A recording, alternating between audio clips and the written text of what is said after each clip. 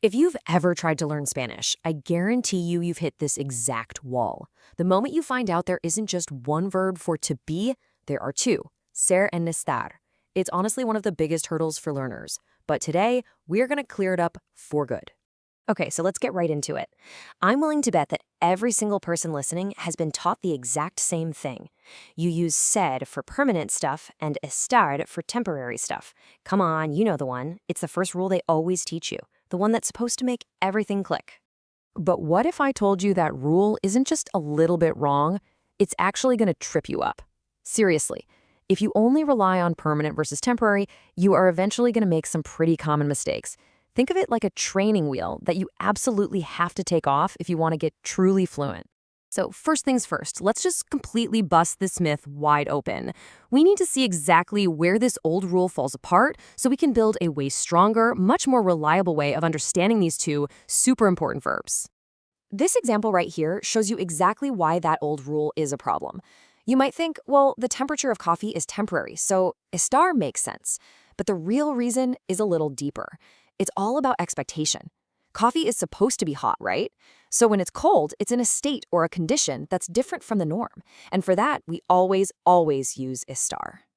And here's another one that just completely shatters that old rule. You're taught that location always uses estar.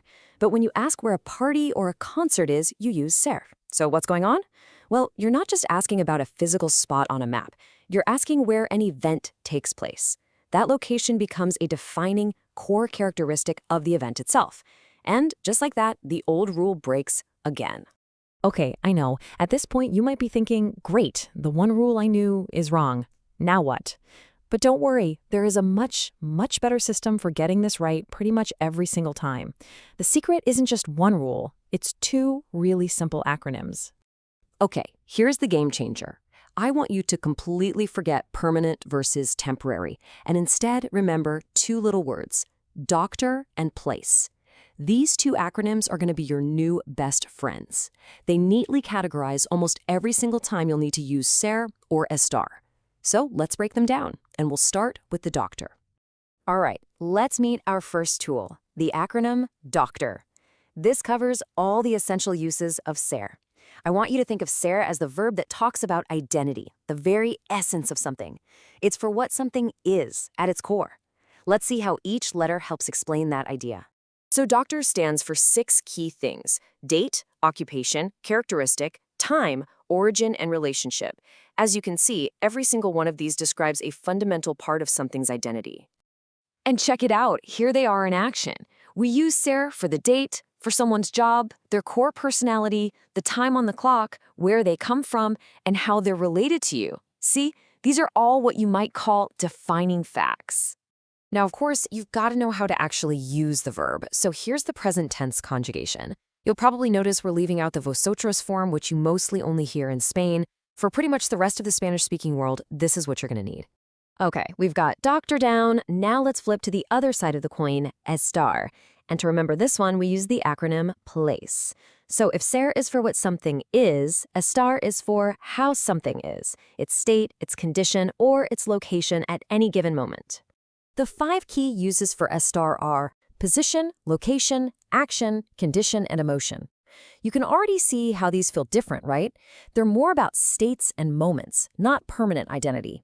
And here are some examples. We use estar for the physical position of an object, like glasses on a table, the location of a person or thing, for actions that are happening right this second, physical or mental conditions like being sick, and of course, for feelings and emotions.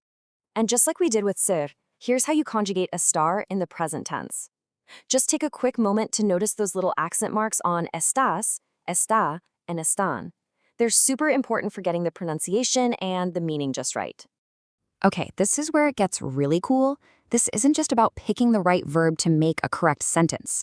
Sometimes the verb you choose can completely change the meaning of the adjective that comes after it. This is next level stuff. And this example right here is why getting this right is so crucial. Just look at the difference. If you say someone es aburrida, you're saying they are a boring person. It's part of their character. That's kind of harsh. But if you say está aburrida, you're just describing how they feel right now. They're feeling bored. The difference in meaning is absolutely huge. Wow, okay, we have covered a lot, so let's pull everything together into one simple place. Think of this as your go-to guide, the ultimate cheat sheet for any time you get stuck. So here's the main takeaway. It really is this simple.